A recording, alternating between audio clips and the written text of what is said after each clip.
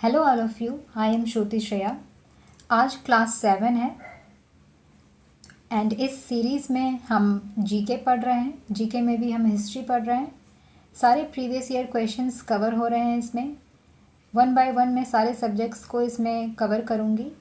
जितने भी सब्जेक्ट्स लिखे हुए हैं ये सभी कॉम्पिटिटिव एग्ज़ाम्स के लिए आप पढ़ सकते हो एंड स्पेशली ये previous year SSC previous year है।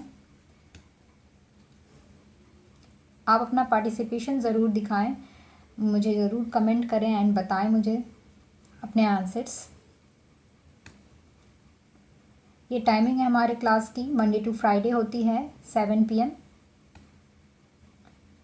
ये सारे प्लेटफॉर्म्स आप ज्वाइन कर सकते हो। टेलीग्राम आप ज्वाइन कर लेना PDFs के लिए।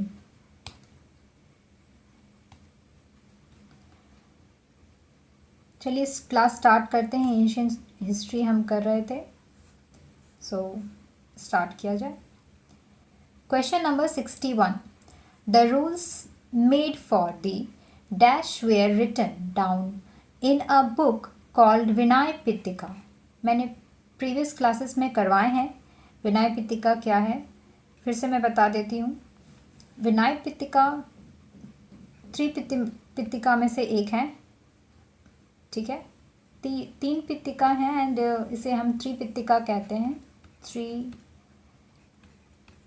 पिटका एंड इस 3 पिटका में आप जानते हो कौन कौन से हैं। विनय पिटका है, सूत पिटका एंड थर्ड अभिधम्म पिटका।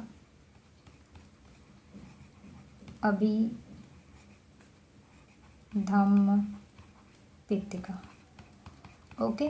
तो ये 3 पिटका हैं एंड ये तीनों को एक साथ 3 पिटका कहते हैं। All right, so and Vinaya Pitaka is the oldest and smallest one. इन सभी में से, इन तीनों में से विनय पिटका सबसे पुरानी पिटका है एंड स्मॉलेस्ट वन, सबसे छोटी भी विनय पिटका ही है इन तीनों पिटका में से।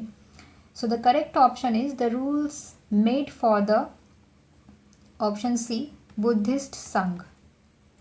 Buddhist Sanghas were written down in a book called Vinaya Pitaka. Vinaya Pitaka में बुद्धिस्ट संघ के बारे में लिखा हुआ है, ठीक है। तो ये सारी बातें याद रखनी है आपको। Next question.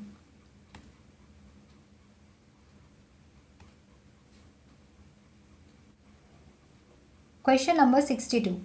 At which of the following places did Lord Buddha give his first sermon on the Four Noble Truths? मैंने आपको बताया है फर्स्ट सरमन कहाँ हुई थी इनकी। आप बता सकते हो कमेंट बॉक्स में। सो correct option is Sarnath. Sarnath में हुई थी, you know that.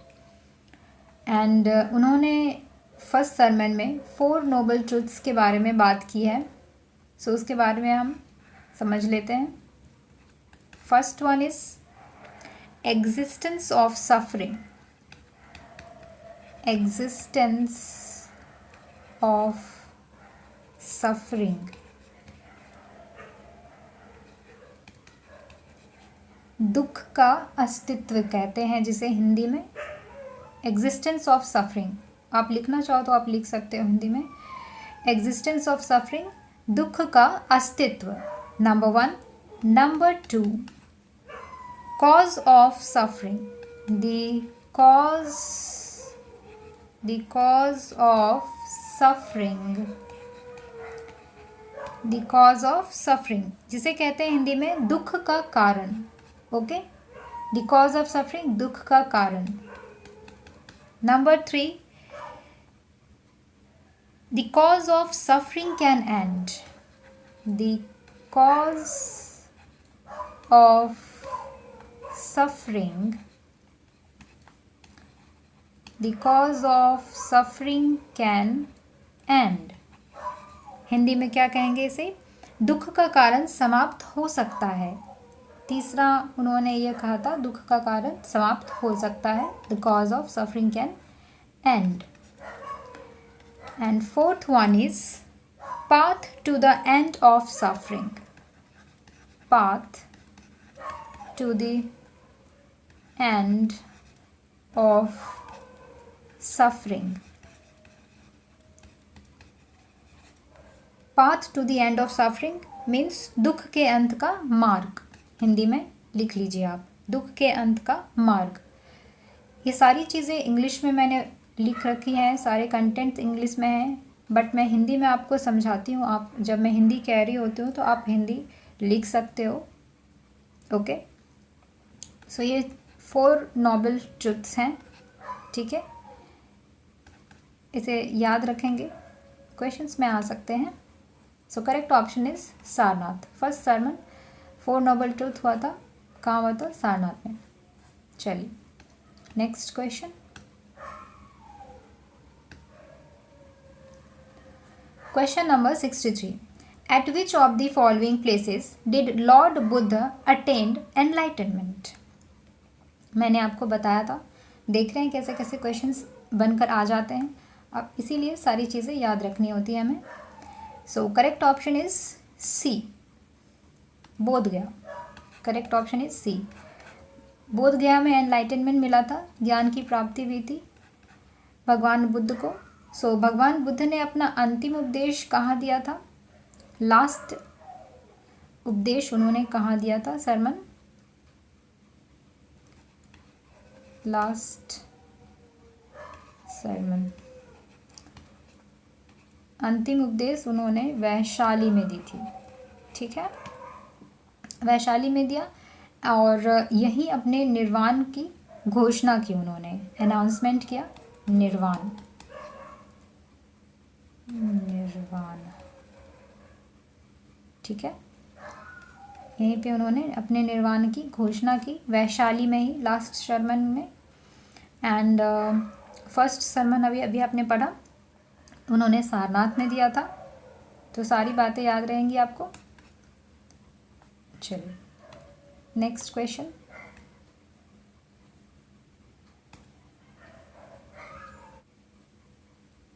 Question number 64. One of the major events of Ashoka's reign was convening of the Dash Buddhist Sangha Council in 250 BCE in the capital Patliputra.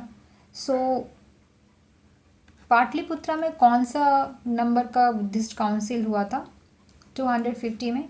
आपको मैंने सारे Buddhist councils करवाए हैं previous class में, अगर आपको याद हो तो डिटेल में करवाए हैं मैंने. So answer is third Buddhist council में ये हुआ था पाटलिपुत्रा में. किसके राइन में हुआ था? अशोका. देख रहे हैं क्वेश्चन में है, अशोका के अंडर हुई थी. एंड टोटल 4 बुद्धिस्ट काउंसिल होते हैं, आपको पता है. ठीक है, तो ये सारी बातें याद रखनी है. और थर्ड बुद्धिस्ट काउंसिल में अशोका थे. चलिए next question number 65. Dash foster mother Mahapajapati Gautami was the first woman to be ordained as a bhikkhuni. To be ordained as a bhikkhuni. So मुझे बताएंगे क्या होगा करेक्ट ऑप्शन? किसकी फॉस्टर मदर थी प्रजापति गौतमी, जो पहली भिखुनी हुई थी, पहली women as a bhikkhuni. So correct option is B, Buddha. Okay, so Buddha की माँ जिन्होंने पाला था इन्हें, ठीक है, पाला था, महाप्रजापति गौतमी थी. बुद्ध को इन्होंने पाला था. एंड यही महिलाओं के लिए दीक्षा लेने वाली पहली महिला थी. यही पहली महिला थी. और सीधे तौर पे गौतम बुद्ध के रूप में सामने आई और वह पहली भिखुनी बन गई. भिखुनी इज अ टर्म, अगर आप नहीं समझ रहे हो तो बौद्ध नन, हिंदी में आप समझ लेंगे, बौद्ध नन कहते थे.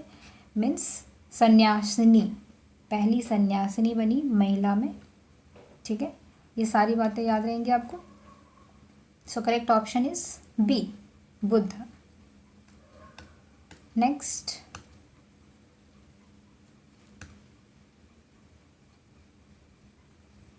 Question number 66।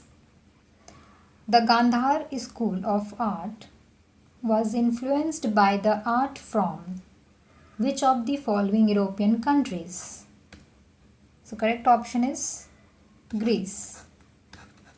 ठीक है, the Gandhar School of Art was influenced by the art from which of the following European countries? कौन से यूरोपियन कंट्रीज से इन्फ्लुएंस थी, प्रभावित थी Gandhara school of art? So Greece. ठीक है, सो इन ग्रीक, रोमन और इंडियन के आइडियाज़ के साथ साथ चाइना और ईरान जैसी अदर फॉरेन ट्रेडिशंस मीन्स परंपराओं के प्रभाव में एक विशिष्ट शैली की निर्माण हुई थी। शैली मीन्स स्टाइल, ठीक है ना, निर्माण की गई थी, फॉर्मेशन हुई थी, जिसे गांधार स्कूल ऑफ आर्ट से जाना जाता है। जो आप ये देख रहे हैं क्वेश्चन में, गांधार स्कूल ऑफ आर्ट, ठीक है, एक स्टाइल, शैली की निर्माण हुई थी, जिसे कि गांधार स्कूल ऑफ आर्ट से जाना जाता है। समझ गए आप? चलिए next question.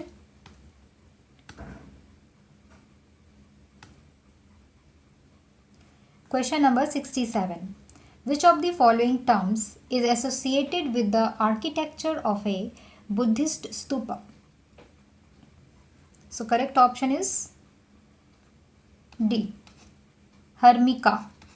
Which of the following terms is associated with the architecture of Buddhist stupa से related है? So Hermika. Hermika क्या है?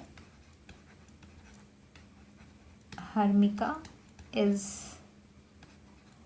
स्तूपा के ऊपरी भाग को कहते हैं, मतलब स्तूपा के ऊपरी भाग को घेरने वाले पत्थर के छज्जे होते हैं, उसे कहते हैं। ठीक है, आप सर्च करना एंड क्लियर कर लेना अपने इस क्वेश्चंस के, क्लैरिफिकेशन ले लेना आप सर्च करके कैसे दिखते हैं। सो स्तूपा के ऊपरी भाग को घेरने वाले पत्थर के छज्जे होते हैं, उसे कहते हैं हर्मिका। ओके, चलिए next question.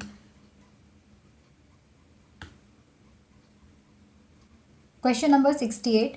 Which of the following stupa sites is not located in the state of UP? कौन सा यूपी में लोकेटेड नहीं है?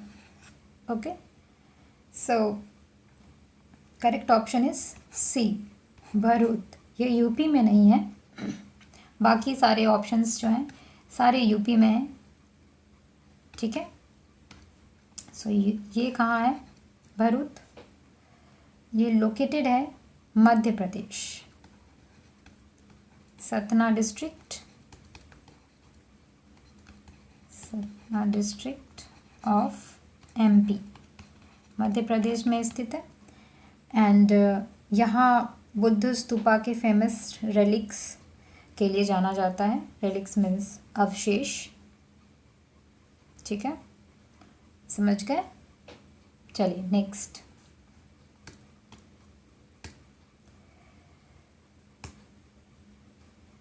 Question number 69। Which Mauryan ruler became a follower of Buddhism? इसमें से कौन से बुद्धिज्म के फॉलोअर हैं? Which one? So correct option is C, Ashoka. Ashoka की इंट्रो अगर मैं दूं तो Ashoka was son of Bindusara. Son of Bindusara. And Bindusara किसके सन है? Son of Chandragupta.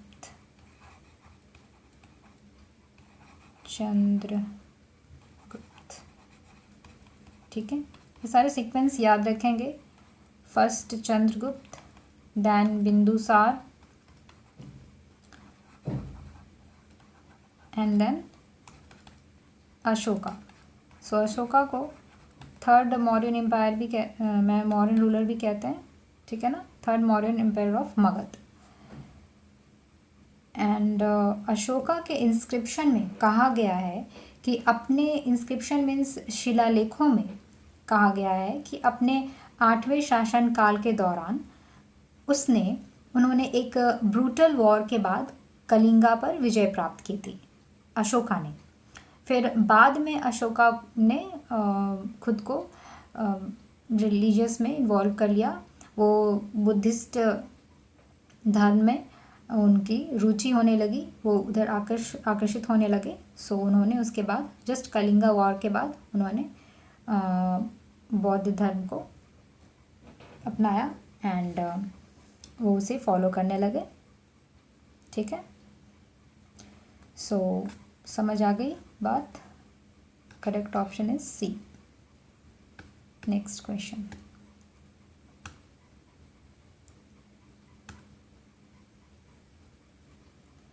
Question number 70. Which historical site is located in Jaugarh in Odisha? कौन सा historical site जौगढ़ उड़ीसा में लोकेटेड है? So correct option is B. अशोका's rock inscription site located है इस जगह पर। आपको बताया मैंने, थर्ड मौर्यन एम्पायर है एंड ये जो है ये लिखी गई थी प्राकृत लैंग्वेज। यहाँ पे जो इंस्क्रिप्शन है प्राकृत लैंग्वेज में लिखी गई है इन ब्राह्मी स्क्रिप्ट। स्क्रिप्ट मीन्स लिपि, प्राकृत लैंग्वेज में लिखी गई है इन ब्राह्मी स्क्रिप्ट। और ये जौगढ़ गंजम डिस्ट्रिक्ट में है, ठीक है, गंजम डिस्ट्रिक्ट। याद रहेंगी बात? So correct option is B. So ये क्लास यहीं पे फिनिश होती है। ऐसे ही क्लास अटेंड करते रहें, आपको धीरे धीरे इम्प्रूवमेंट दिखने वाली है अपने जीके में, ठीक है। और वीडियो अगर आपको पसंद आती है, लेसन्स अगर पसंद आ रहे हैं क्लासेस, तो आप लाइक ज़रूर करें, मुझे समझ आएगा कि यस आपके लिए यूज़फुल हो रही है ये क्लासेस। एंड शेयर कर सकते हो आप अपने फ्रेंड्स के साथ। एंड अगर अभी तक आपने सब्सक्राइब नहीं किया है तो सब्सक्राइब ज़रूर कर दें, ओके, वेरी इंपॉर्टेंट। चलिए, थैंक यू।